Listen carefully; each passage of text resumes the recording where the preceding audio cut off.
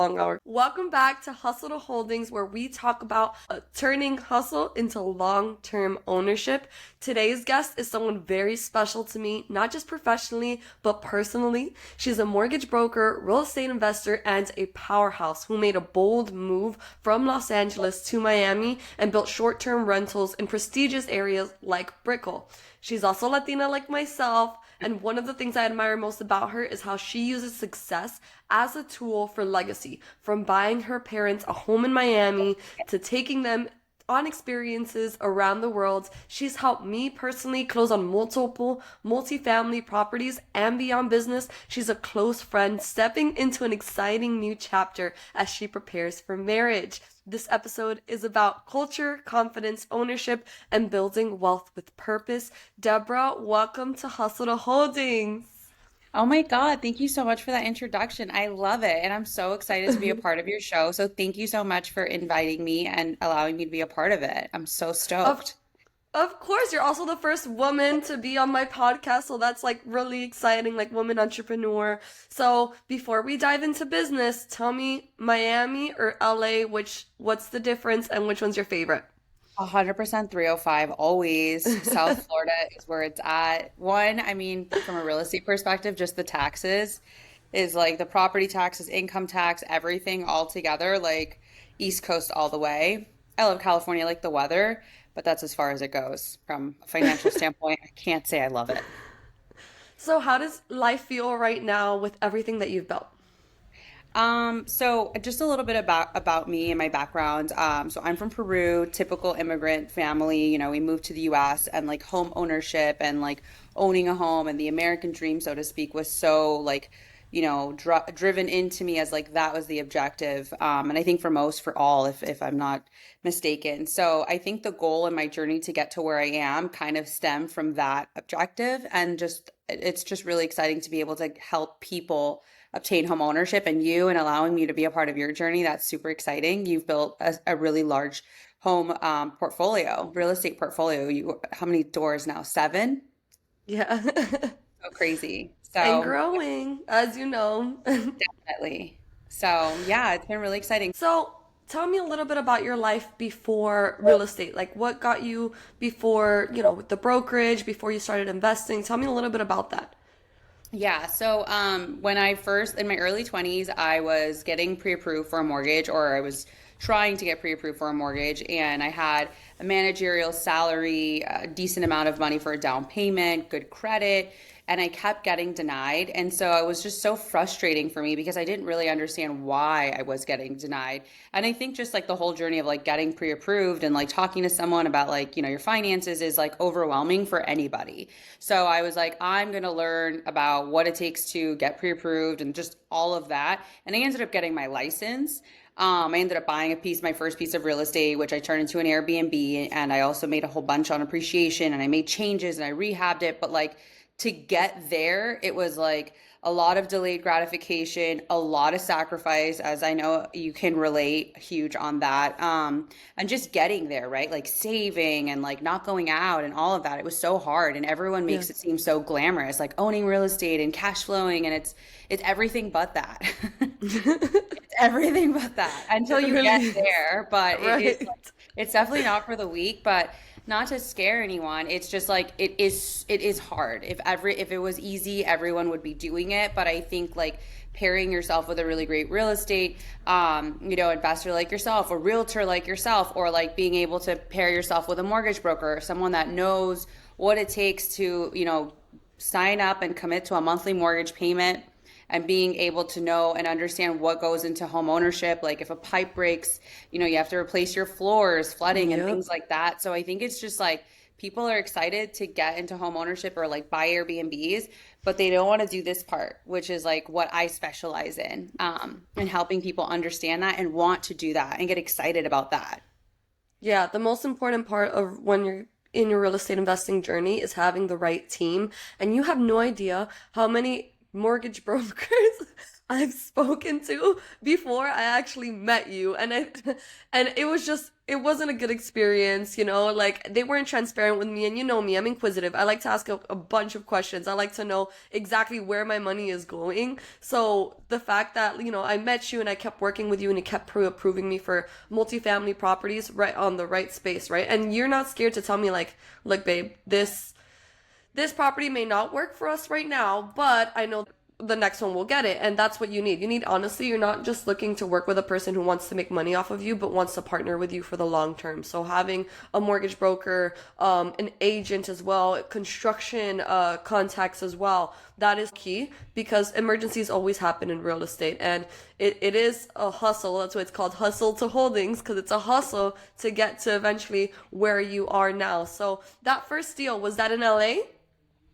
Yeah, so my first purchase was in Los Angeles. I had looked at several properties. I was approved for a very low amount. So the properties that I got pre-approved for, and I still stick to this philosophy, I was looking for the ugliest house in the nicest neighborhood as opposed Yep. to the nicest house, that I could afford, so because I wanted Smart. to see if I could add, paint, remove things, etc., so that I could try to get into that market, right? It's even though it's the ugliest house or condo, I wanted to kind of try to see if I can bank on the appreciation of like the neighboring market and kind of take advantage of that, which was the first property that I purchased. I got my license. I was really excited. I was doing um, purchase refis and for my parents who had no idea, they were in really high interest rates. So again, like to be able to help my parents who were like a little overwhelmed with the whole process and Yeah. were doing their loans with someone that they trusted who did not have their best interests at mind. So I later, I've relocated to Florida. I'm based in Miami. I'm licensed in 23 states. I do a ton of business in New York, New Jersey, California, Florida. I mean, everywhere, but it's just crazy how many families I've helped and how many people and investors I've helped and leveraged their real estate. It's really crazy actually from where what I went to, like just kind of wanting to know more about, just kind of skyrocketed. It's not really a job. I really enjoy what I do for sure. So what influenced your interest? Like what made you want to buy your first property? Did your parents already own property before? No, so when we came here, typical immigrant family, all of like, my parents were like, go to school, get a job, get a good job, buy a Yep. home, which is like the American dream. And then that way I was just like, I need to save for my first condo. Yep. So we grew up condo living and then I did that and man, it is so hard. Just like if you have no help from anybody, like working my Yes.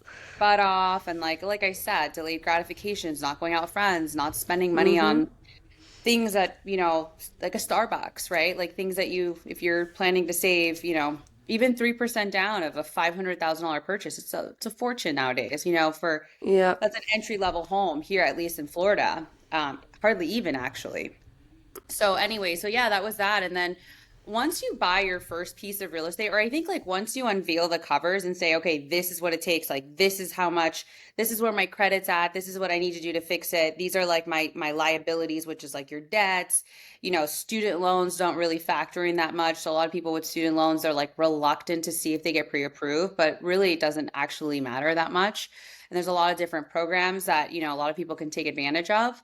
Then you're like, okay, this is not so difficult. And then you see the long-term reward, right? You see that every month you're not paying rent, you're paying, principal, you're making equity towards your property. And then of course, the thing that, you're really great at is appreciation, finding homes that like you buy at a certain price point and then let's say in a couple years they're worth let's say 100 $200,000 more and now you've walked into all this equity, which is great. You can take it out, you can use it as another down Yep. payment to buy more real estate. And that's how people start growing up their portfolio.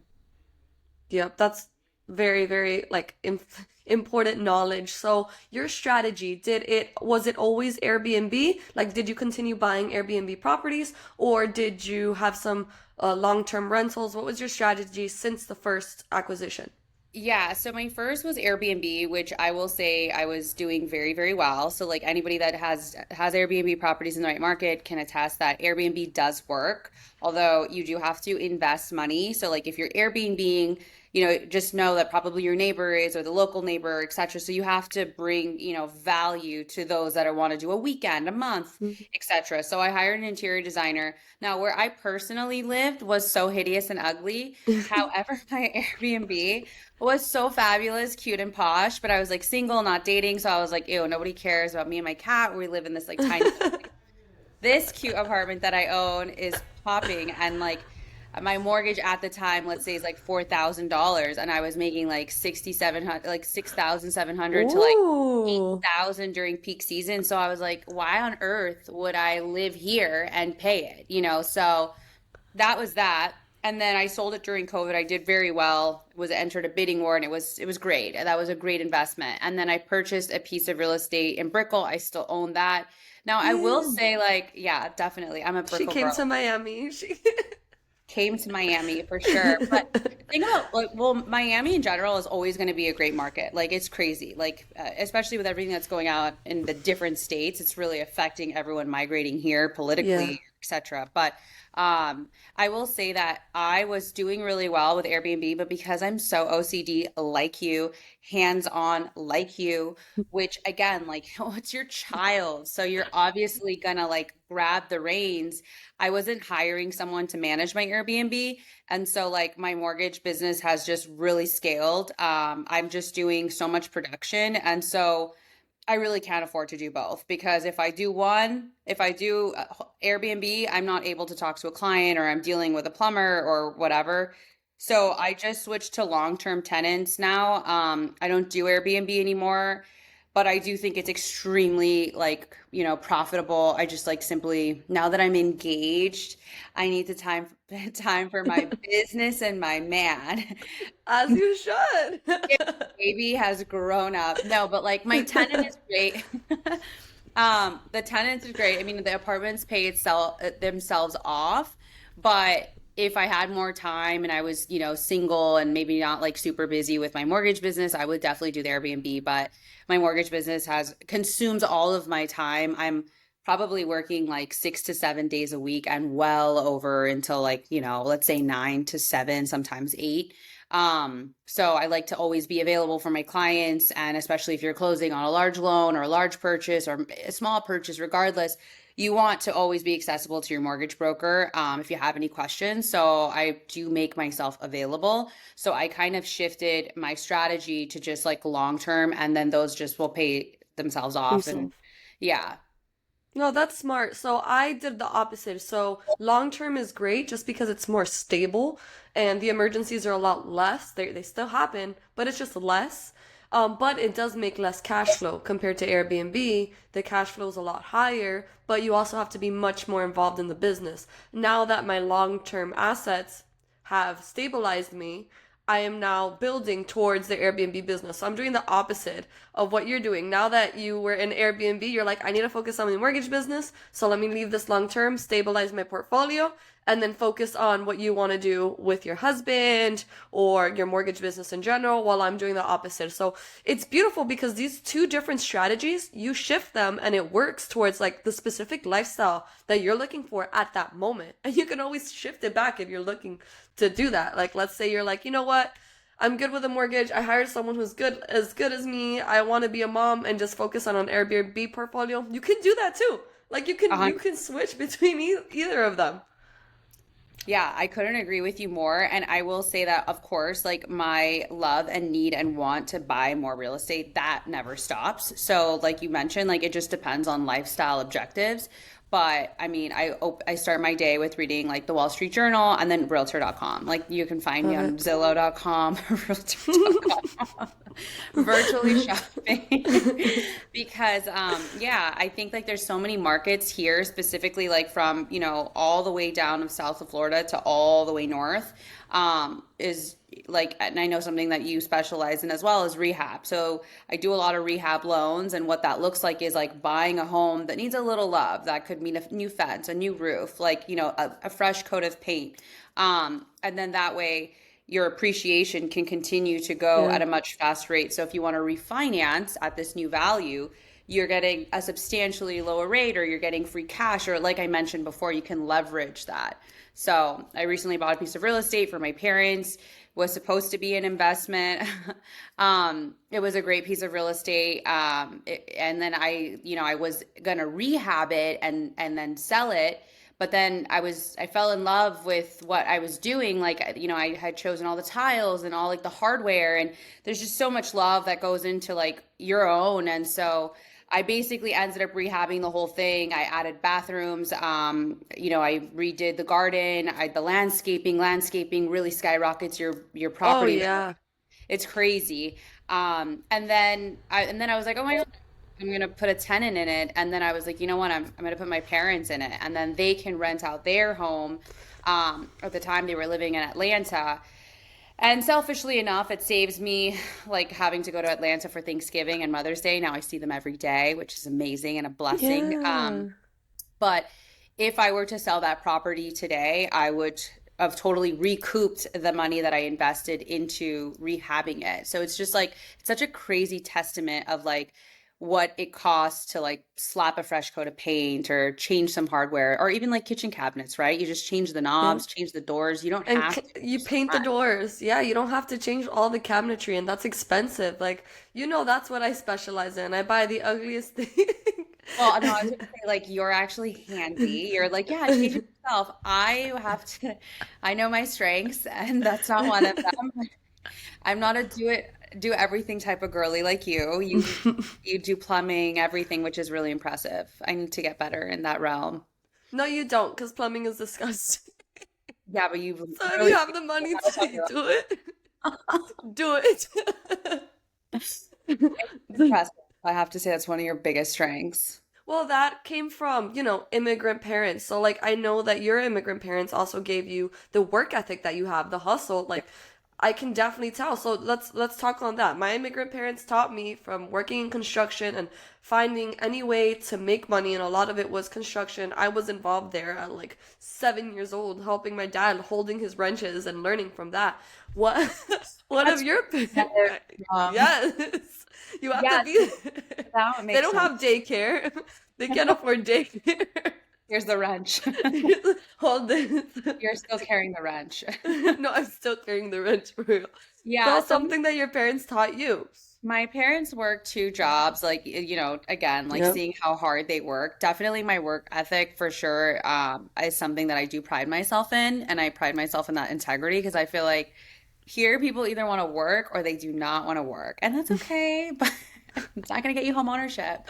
But anyway, so yeah, just like teaching me to roll up your sleeves, get it done. And I think it's just like making the sacrifice, right? Like because everybody wants everything right now, and America has really designed it to be like that, right? Like you want a new car, okay, open a credit card, like put it on the credit card, or you want this or that, etc. Insert whatever that item is at whatever value.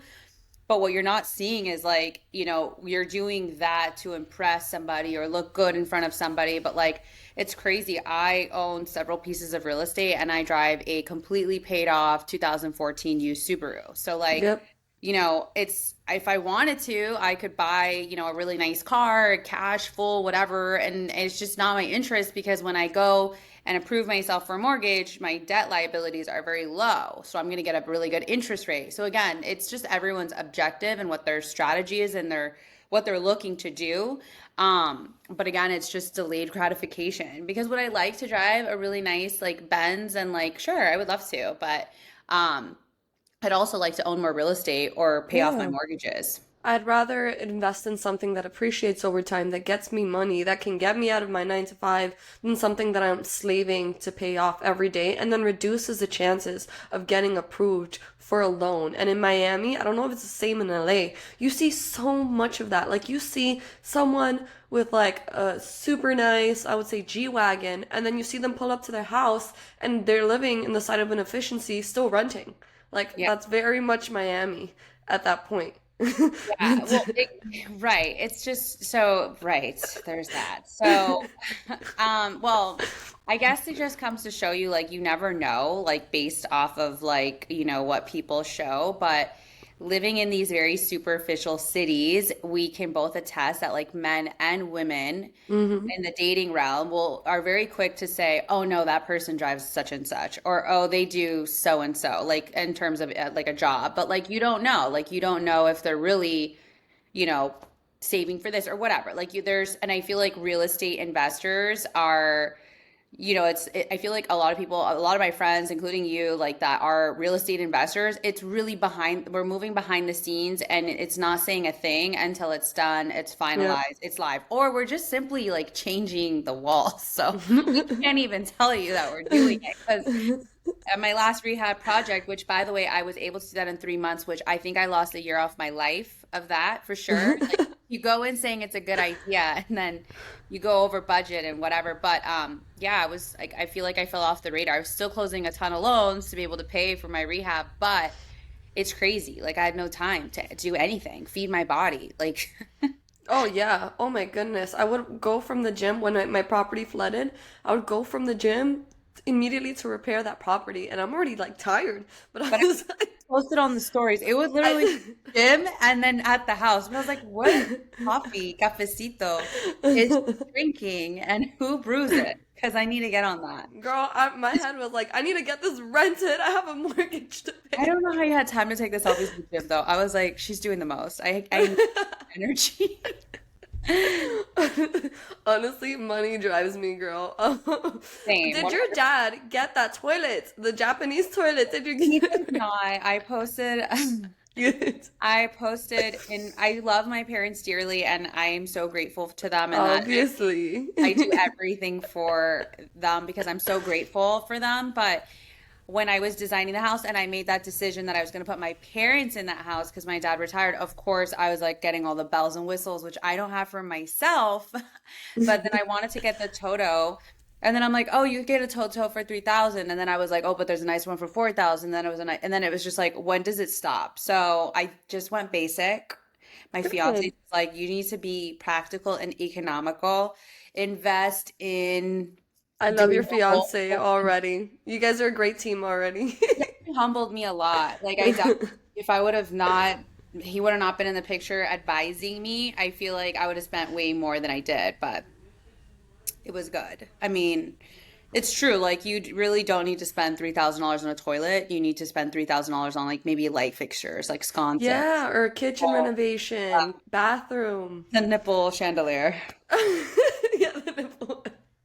It'll be a chandelier eventually, but those piss me off. Again, this is my house, so I don't care to do that Same. because I live here, so whatever. But if it's for my rental property, I would have been like that nipple chandelier Exactly. needs to go.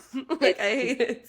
I'm the same. Like I will always invest more on like an investment piece than my actual. Well, now that I'm engaged, I feel like my fiance is shifting that. He's like, we need to level up. And so I'm like, okay, I like that. So we'll see what that chapter looks Which like. is so important part of marriage too, or like choosing the right partner. For example, Christian, he has nothing in the beginning, right? When he didn't own any property, he has nothing to do with my real estate, but he would be out there helping me with the drywall. He would be Yeah. there putting flooring. Like he knew what he was doing, and he would help me save money by doing things himself, right? Going to the rental properties. While I was working 3 jobs, he would sometimes go to the rental property and paint it himself. Like, that's how I knew you marry that man. And the same thing with you, Deborah. Like, the fact that your fiance is like, maybe we shouldn't spend $3,000 on a toilet. Maybe we can improve it by doing this. That definitely appreciated your property a lot more than the toilet because let's say you are going to rent it out in the future,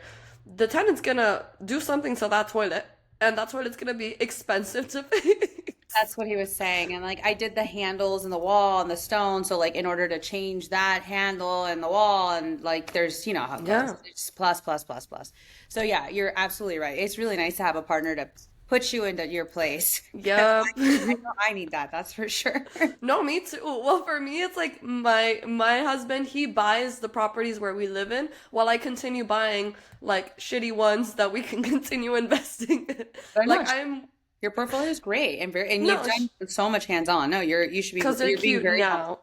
Yeah, Yeah. you upgraded all of them. It's amazing. Yeah, and right now she's working on a like we did the landscaping for one in Jacksonville. She's doing a refinance for that because we got that at 7%, and it's gonna appreciate a minimum of $40,000 more than what we bought it for. Huge. So that's gonna be great because and all we did was the yard, which was I think a $2,000 investment, maybe less.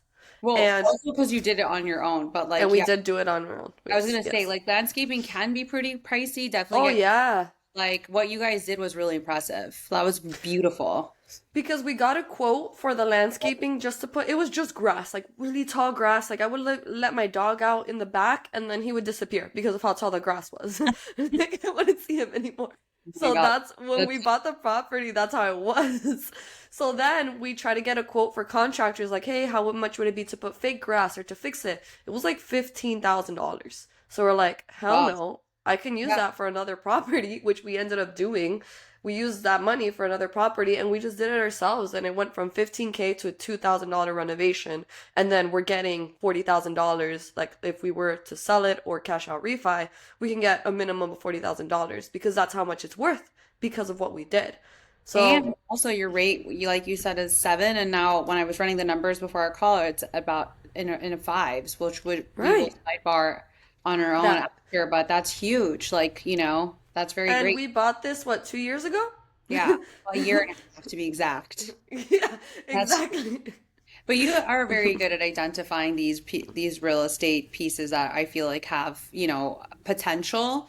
And that's Right. why I also think it's so important to work with an experienced realtor and also an investor or someone that kind of knows, as opposed to just trying to sell you or anyone just like, to get into real estate. So I think that working with a professional, which there you show the results, is so important. Yep, yep. So tell me a little bit about what lessons from lending helped you in as an investor. So what lessons did you learn Oh my helped you God, with your so portfolio? many. So I will say that and this is like really common actually even for you, your type of income, and also like I feel like specifically a lot of Miami self-employed borrowers, like myself, right? Like 1099, you're not paid from a W-2. I feel like they're always really scared of like what financing options they can do. So if you're 1099 and you're writing your expenses off, right?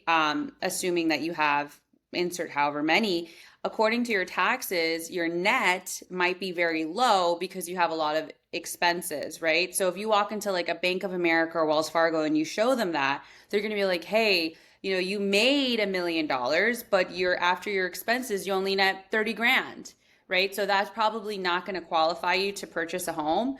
So I think like now, for me, I'm a mortgage broker, so I have access to so many different products, P&L products. We did that one for one of your purchases.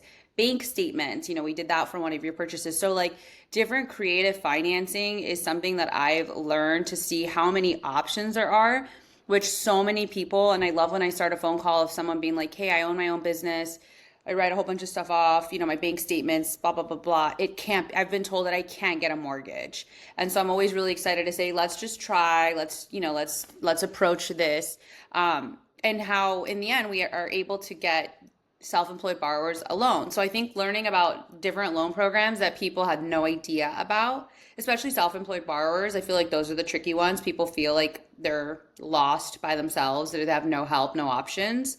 Um, there's a lot of products there. We also have no income, no doc loans, known as DSCRs, which is really great, which I feel like a lot of people don't know about. Foreign nationals. So, like, again, given what's going on in the world, unfortunately, of different countries, people want to buy specifically in the US, specifically in Florida. And they don't think that that's an option. So I do foreign national loans that close in 15 to 20 days. So that's super appealing. I know there's a lot of South Americans here that want to buy and then they have family and they're like, oh my God, Deb, I didn't know that was an option. So the different loan programs I think is great, that I can share with different borrowers. And myself, because now most of my loans with you have been under W-2, but now that I'm able to do it myself now, I do want to invest in another property this year, so I'm going to talk to you later about that to see what loan options I have available as an entrepreneur. Even though right now, because I'm trying to buy a little bit larger asset, I might move into the DSCR space, which I know you're the queen of DSCR. For those of you who don't know, what is a DSCR loan? Yeah, so a DSCR stands for debt service credit ratio. So it's pretty simple, like in simple terms, like if the house is, let's say, $500,000, just pull out my calculator. I want to say it's 125. Okay, so if you're purchasing a house for $500,000, right? So you have that, and you have no income, no doc, but you have like a lot of money. So let's say your business is whatever your business is, and you're getting cash deposits. You could be a trainer, you could be selling bathing suits, or you're crypto king, whatever. We don't care. We don't care what you do for a living, but you have 25% down. 25% down is 125,000. So if you put $125,000 down, which is 25%, you are qualified to purchase this home if your debt, which is your mortgage payment, is service credit ratio by your proposed rent. So once we order the appraisal, if the appraiser says, "Hey, Deborah, we believe that this home could be rented for $5,000, our objective is that your mortgage payment needs to be below that, because now your debt is going to be credit ratioed by your proposed rent." Now, there's many options if it doesn't credit ratio or your credit isn't great. We have a lot of options, and I can go on and on about that. But a lot of people that have done DSCRs, they're always like, "Deb, how come you can offer DSCR rates as low as 6% and other people are quoting me 9?" So our DSCRs start as low as in the low sixes, depending on your credit, of course. And those are the reason why I'm able to get such competitive rates, is because I am tied up with 90 different banks. So once I take your information, they are able to fight for your business in real time and leverage them against each other. In terms of production, I've produced a lot. My history of production is really high, so all these banks want my business. So I'm able to, say, "Hey, this bank's going to do it for this rate," and they'll say, "Oh, okay, we'll give 25 basis discount," etc., and things like that. So I also close DSCRs in 15 to 20 days. It's super easy. I can close in a trust, I can close in an LLC, and nobody can really beat that. So in that space, I'm extremely competitive, and which is why I've been able to do so much business to out of state and have received so much out of state referrals. I love it. Yes, so as you can tell, this is why I use her as my personal broker. Because no, you do have a lot of options for me when it comes, and I'm able to explore a lot of options. And the first thing that I look at always when I'm investing is how much will my mortgage be and how much I can rent it out for, or how much will my mortgage be and how much will my Airbnb be on a monthly basis minimum, right? This is always minimum. You never want to put the highest rental in the area. Always expect for the lowest. And if you could get a minimum of $300 into your pocket per month, that's my threshold, then invest in the asset. Because I wouldn't suggest you investing it if you break even, but at least $300 out of pocket, that's a good way to start. You're not going to start with $1,000 per property unless it's Airbnb. But don't quote me on that because I don't have Airbnb yet. But with long-term rentals, a minimum per property, 300 or 500, you keep stacking that, and then eventually you can leave your 9 to 5 like I have. So let's shift back onto just being Latina and a woman in this space. This is very, very, real estate is competitive. Like I said, I think I've already recorded 6 episodes, and you're the first Latina woman that I have, right? That I've had participate. Yes, but there's a lot less. There's gonna be maybe so far I have 2 to 3 guests that are women. So tell me a little bit about the challenges and what you should do and what you would advise other Latina women in the real estate space. Yeah, absolutely. So I will say that in terms of a competitive standpoint, I will say that my philosophy is that I love to see everybody win. So in terms of competition, I don't see anybody as a threat. I've had clients that have done 28 flips with me in a year. Clients like yourself have done 4 loans for you, loans for your husband. So for me, I feel like people are going to want to work with who they want to work with, whether you're a girl, a guy, knowledgeable, etc. So I feel really honored that people want to, use me again and again and again. And I'm super honored. I will say I don't want to work with everyone. I will also preface by saying that. Because I want to invest my time with all my investors and my buyers, etc. So it's a lot of energy that it takes, and I want to make sure that we're aligned. But I would just say, become an expert at what you do. Be really knowledgeable about what it is that you are. If you're a realtor, knowing your space, knowing the areas, knowing If you're a mortgage broker, I actually do host training workshops. I get reached out to all the time. Yes. So if you are a mortgage broker and you're not producing and you're not sure how to qualify income, my company and what we do is we have invested a ton of money on tech. So when it comes to pre-qualifying people, I can do that in 1 hour. Breaking down income, I can do it in maybe 2 hours. P&Ls, loans, bank statements, calculating all of those, I can do it same day, which is what makes me really competitive in this space. So I do offer training workshops. If you want to join my team, I do offer, different kind of resources, because when I first started, it was really overwhelming. And just like being a realtor or being a mortgage broker, like nobody wants to help you, right? Because you're on your own. Yeah. And that was really hard for me. So now that I feel like very confident and I have the tools and I have all the resources, like I want everyone to win. So I'm really excited to share. If anyone has any questions or wants to grow their business, feel free to reach out to me. I am always available, always make myself available Monday 9 to 5. And if we have active loans, 7 days a week until 7.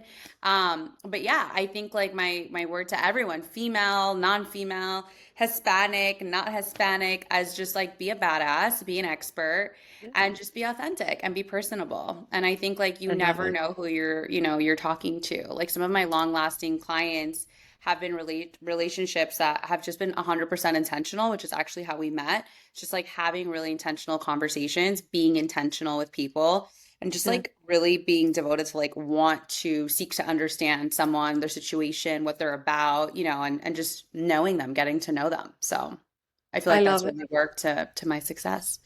I love it. And what mindset shift helped you level up?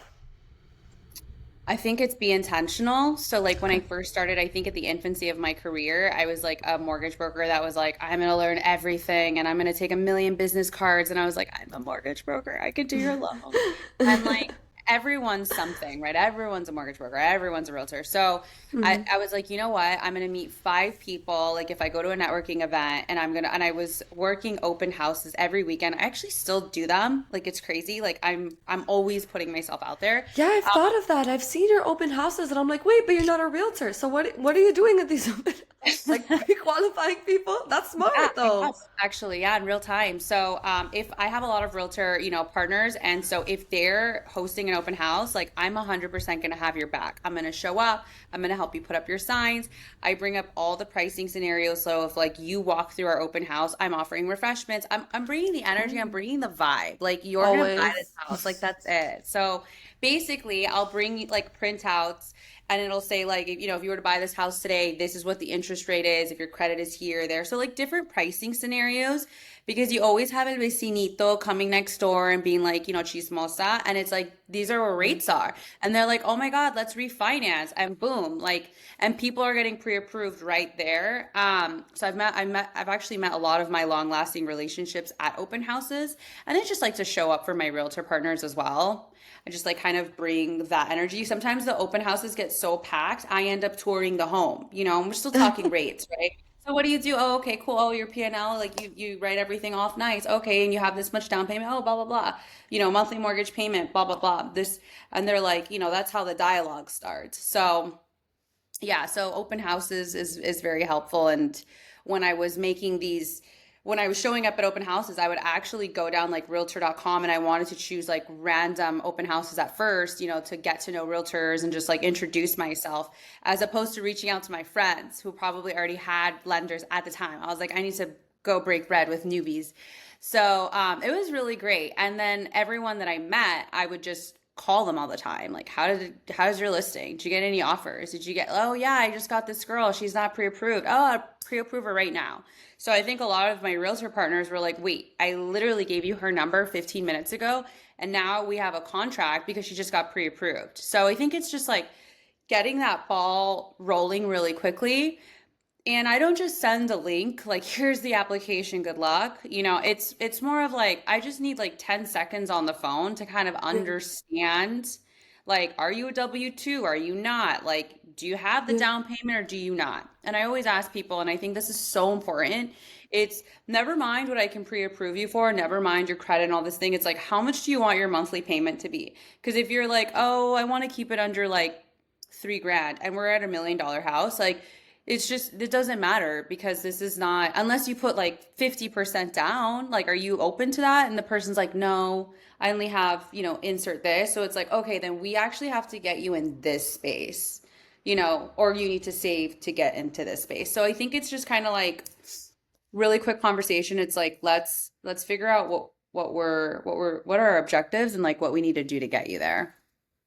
And speaking of that, you touched on a very important point that I do want to talk about really quick. How is moving, because that's a very difficult transition, moving your business from LA, where you have LA homeowners, LA, people, you already have your business there, to moving in Miami. Like, what has been pivotal in shifting your business and then growing it? Because not only did you shift it, you grew it exponentially to here in Miami, and probably most of your contacts were in LA. Tell me about that. Yeah, so I will say that I grew up in LA. LA is my hometown. So like I think before my 20th birthday, I was in LA and all of my friends, I feel like people in LA like go to school, get married, buy a house like much earlier than my Florida connections, right? Like everyone is like, let's party, let's black out, let's work, let's not, and then let's buy the car, the G-Wagon, the Birkin, then the bag, then the house. It's the Yeah. very few 20-year-olds like yourself that want to buy real estate and like be ambitious. Like we know that you're not like the norm. But so like a lot of my contacts that were reaching out to me in LA were like, "Oh my God, I see you're killing it, blah blah blah." And they felt comfortable reaching out because we went to school together. And my friends in LA bought homes way younger than they were also going to Mhm. bed way earlier than my friends in Florida. Whereas like in Florida, I lived in Miami from like 18 to I'm 33 now and I've lived in Dubai, I've lived in Spain, I've lived in Aspen. So like I feel like all I did Airbnb in Spain and Ibiza. It was pretty profitable. Actually, highly recommend. Don't recommend the other stuff that I did. Can't remember. No, I'm kidding. But I will say that I feel like, let's be honest, people that go to LA, Miami, Dubai, like all these people that like go to the same places are in the same, they're in the, it's crazy. I'll be in New York, like, oh my God, like I know you from so and so. So it's crazy how like word of mouth goes by. And I feel like Miami is all about who you know. And Yeah. so like it's crazy. Like when I was in my early 20s, I was just so kind and so nice to everyone. And some of my friends that like were going here are now going there or here and they're buying their XXX place. And it's just like, it's amazing to be a part of that journey. But I think it's just like being, networking and it's wild that there's a street in New York, a Jamaica Street. I've done almost the whole block.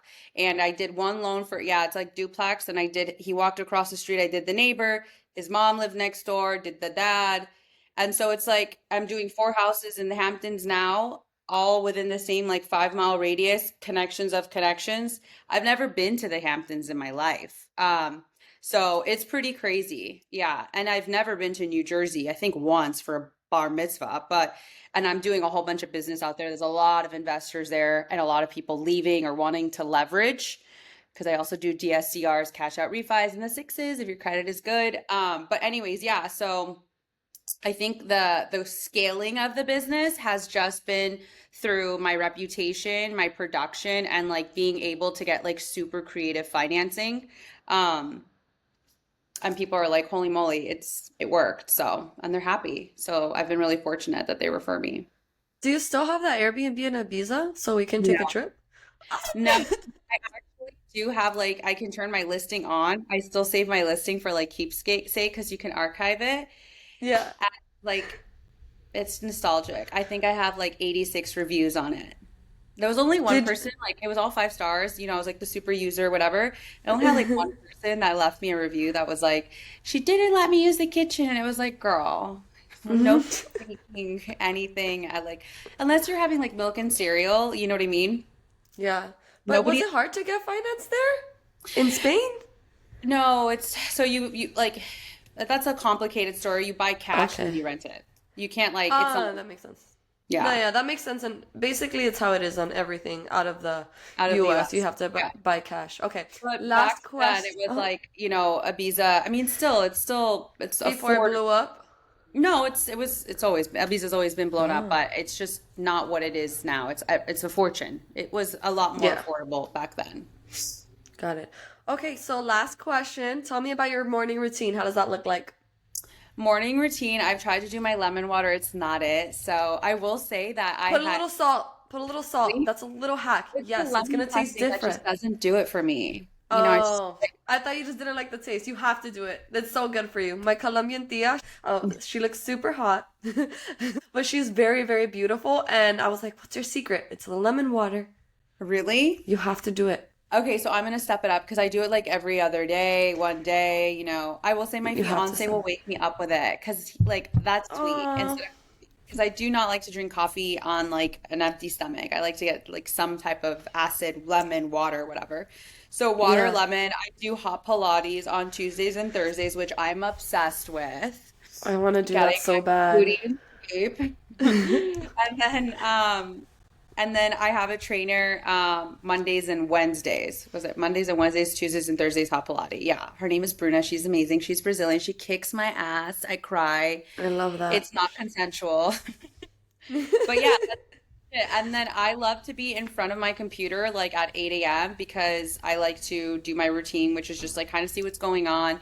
I've invested a lot of money into like AI tech. Any other advice? So, what advice do you have for someone going through their hustle to holdings journey? I would say is like when it comes to real estate, really own your thing, if you want to call it that. Like I think like roll up your sleeves and like home ownership is hard. I recently had someone that purchased a home, for example, and they were telling me they called me and they were like, "Hey, I think there's leaking from the ceiling." Right? So like when that's happening, it's like it's very easy for someone that's been renting for a long time to think it's like your building's fault. But for me, the first thing that goes off in my head is like, oh my God, like something is damaged, right? Like you can get mold inside your walls, one. Two, hire a plumber, a specialist to see where that leak is detecting. So I think it's like really like dive in and own it and get on it, right? So like randomly a week later, it was like, hey, whatever happened with that? Because I had to send that person a couple of contacts. And like, this is not my job or my scope, but of course, I'm always going to be a resource to anybody that has any questions, whether you've done a loan with me or not, because I care. And the person's response was like, oh my God, I haven't called. Thanks for reminding me. And like, in my mind, I'm just thinking like, man, I really hope that nothing has happened because what's really bad is once water enters your walls and penetrates your walls, it could damage and bring mold spurs. And mold, as we all know, grows really fast and quickly, and you can fix it and solve it, but it's very costly. Or maybe something from above is leaking and you haven't identified it. So there's just so many things. So I think like at that moment in my head, I was just thinking like, what about like if you have breathing problems? So it's just like really like if you're gonna do it, own it, get in it, roll up your sleeves, ask the questions, just do it. If home ownership's not for you and you don't want to tackle on that responsibility, there's absolutely nothing wrong with that. Then don't jump into that realm, that space because it's a lot of work. And I think it's Yeah. just like people don't understand or want to put in the work. It's Yeah, hard. yeah. It's really hard. It is hard, and it's easy for tenants to like freak you out too at the same time. Like I had a tenant calling me panicking saying, "Oh my God, my property's flooding, like my house is flooding, everything is flooding, like water's coming up." And I'm here freaking out because I've had a duplex who flooded up 4 feet before. So I'm like, what is happening? Oh my God, there's a tube broken. Turns out when she sent me the pictures, it really was not that bad. She was just freaking out, and there was just something stuck in the piping between the two buildings. It was an easy fix, $400, and that's it. That's all it was. And she was able to stop the flooding. So don't let situations like that get to you. Now, when it comes to flooding, leaks, mold, fire, insurance. Make sure that you get good insurance. Don't always be cheap on your insurance, guys. And I'm telling you this from experience. I've had, as every homeowner has had those leaks. And when you told me immediately, like, oh, there's a spot on the ceiling, I immediately thought insurance. What can insurance do? The earlier you catch it, the more helpful your insurance is, and you will spend money. Use your credit card. They can give you money back if it's covered, right? Make sure it's covered on whatever you're spending to fix it. So insurance is actually so important. Don't be super cheap on it. Mold happens, especially in Florida, very, very fast. Leaks happen, especially in Florida. And I think fires happen, I would say, in LA. Because we don't get that much. Yeah, it's really sad actually. I should laugh. I know. Not to laugh. Like it's It's very sad. everything's on fire. It's really crazy. My mom owns real That's estate, so so sad. it's like always a fear. She's like, my house is gonna burn. Yep. sell it. Sell it. Yeah, if it's on high flood risk and oh, I'm sorry, fire risk.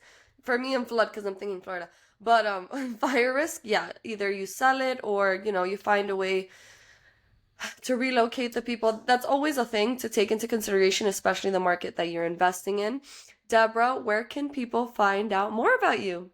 So you can find me on Instagram, mortgage underscore Deborah, just like written like this, Deborah. So it's just mortgage underscore Deborah. Please follow me, interact with me, like me, talk to me because I want to get to know all of you guys. I'm not really a big poster. I just like to post like some informative stuff and some questions I get asked to be able to be a resource to some people. But yeah, or you can, all my contact information's there. So if you want to get a loan, pre-approved, leverage properties, no income, no doc loans, for national loans, feel free to reach out to me. I'm always accessible. And that's it. Okay. Love you so much. Thank you for joining and sharing Thanks your for having knowledge. me. I love Of you. course. I had to have a badass woman over here. So thank you so much. And then we'll speak soon after this, my Yeah, love, okay? absolutely.